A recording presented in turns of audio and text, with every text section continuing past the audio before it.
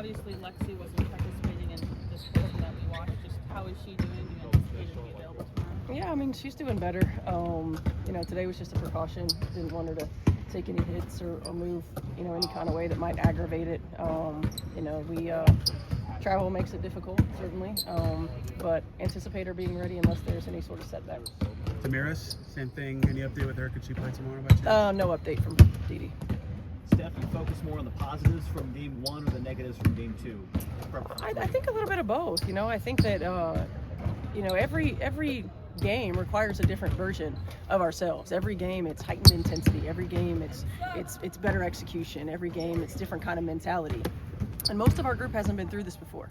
And I say it all the time. I know there's no substitute for experience, but that's a different kind of experience. Game one was one way for us, and game two was different. We didn't meet their physicality. We didn't meet their intensity. We didn't meet that mentality. Vegas has been here before, and for us, we have to understand that tomorrow night is going to require a different level for us. So I think we focus on our missed opportunities for execution, but more than anything, the level which we need to play consistently, for us to put ourselves in position for success. Kind of on that note, is it more about rising to like the intangibles if you're talking about the physicality, the mentality, and the aggression, or how much are you also there's the adjustments that you're making too? I think some of it is. I think some of it's understanding the sense of urgency, understanding how every possession matters. 28 points off of turnovers, not good enough. Understanding that you have to be able to withstand a knock, a punch in the face. You got to be able to withstand that, but their runs can't be as significant as they were. And then the execution piece of it. So compounded, on top of where we just were kind of lethargic and didn't have the energy that's necessary, we didn't execute, and we've got to be able to do both. How can you guys get the tempo that you had from game one back if it continues to be a physical series like this? Yeah, we got to, again, try to keep them off the free throw line as much as possible, but we missed opportunities on their made shots too to get out and run. There were times where we had opportunities to run and we walked the ball at the floor, or we dribbled it for 12 seconds, didn't get it moving. So we've got to know and be intentional about the other opportunities that we have that are in front of us that we didn't take advantage of. Do you feel like it's fatigue just at this point with the playoffs? You ain't got time to be tired at this point. Can you come in? No, okay, so you know how physical games 1 and 2 have been. Can you start game 3 at a certain level, or you have to feel it out, see how it's going to be, and then go from there? Oh, I think you should try to start it at a certain level. It's been inconsistent, throughout the course of the season. So players are going to adjust. So if it's called tight, then you adjust. And I think it's a little easier to adjust to that than if it's not and it's physical and that's even more fatiguing to your point. But I think at the same time, it's like this is not new. Right? It's not new how the games are called. So we have to make sure that we're ready.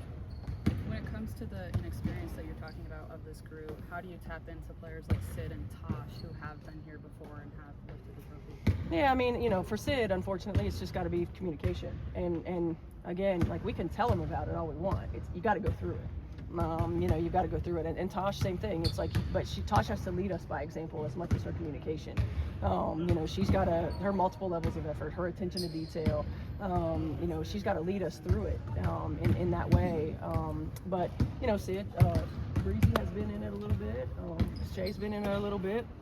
But there isn't really any substitute for just being thrown into it and understanding the level that it takes. What does home court mean, Steph, as a coach, and after you have stolen the home court advantage in the first 2 games? I don't know. I think it probably meant more as a player to me than it does as a coach. I think we've shown throughout the course of this league that teams can win at home, they can win on the road. It certainly gives us an advantage in terms of the emotion and our players when we hear the crowd, when they hear the crowd. It does give you an added boost. It gives you some adrenaline, no doubt about it. I think the most important thing is you're sleeping in your own bed, right? You're making your own food. You're not eating out all the time. All of those routine things. The way that we're able to use our training room and recover. I think all of those things matter. When you look back at Kelsey's game 2, I know you mentioned at the time that you thought maybe she's a little fatigued, but going back through the shots, was it just missing shots you normally make? Are there ways to get her easier looks? Well, I think a little bit of both. I don't know at this point if there's ways to get her easier looks, just because we're kind of limited. Our floor spacers are sitting on the sideline, so that makes it really tough. But I do think that we can move her around more, and you know, so that she's not always, you know, in the same spot on the floor, so that she's getting touches on second and third side of offense, as opposed to, you know, first, second, and third option, you know, for us. And that means more movement from everybody else. I felt like one of the things that allowed them to defend her the way that they did was nobody else was cutting. Like, our off-ball cutting and our off-ball screening was really good in game one, and that forced everybody to be engaged on the defensive end of the floor, and we didn't have that in game two. Steph, Nancy Leonard passes away. Obviously, the impact she had with the Pacers and de facto the Fever probably coming here. What's the legacy that she has in the city? I mean, her legacy is unmatched. You know, when you think about the history of Nancy and Slick, certainly, and what they've meant to this franchise, and what they've meant to the sport, and what they've meant from a leadership position, you know, in our community. You know, certainly a legacy that's well cemented, and one that, you know, me being from Indiana, you know, and of course, you know, seeing the banner up there, and having been a part of this organization for a long time is really close to my heart. Hey, Steph, what ways has Wilson become part of the through the course of the year? I mean, you know, she's her will. Like, I think about her will and her competitive fire in much of the same way I think about Tamika's. It, like, there's a I will not be denied type of mentality. There are good days and there are bad days, certainly, but the competitive fire and will to win, that's just unmatched. So that first and foremost.